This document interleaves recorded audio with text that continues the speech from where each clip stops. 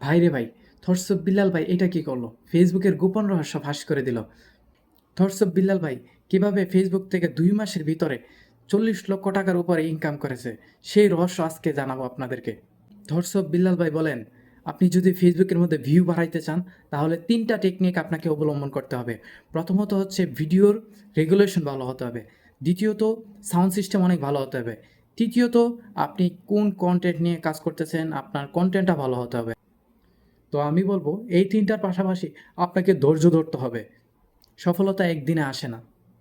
আর কিছু, কিছু মানুষ আছে বলে আমার কমেন্টের মধ্যে আইসা কমেন্ট করেন, আমার কমেন্টের মধ্যে যারা আছে তাদেরকে আপনি ফলো করেন, ফলো ব্যাক পাবেন, এই করবেন, সেই করবেন। আসলে এইগুলা দিয়ে কোনো কিছুই হয় না। এইগুলা দিয়ে সেটা আপনি জাস্ট এঙ্গেজ বাড়ে।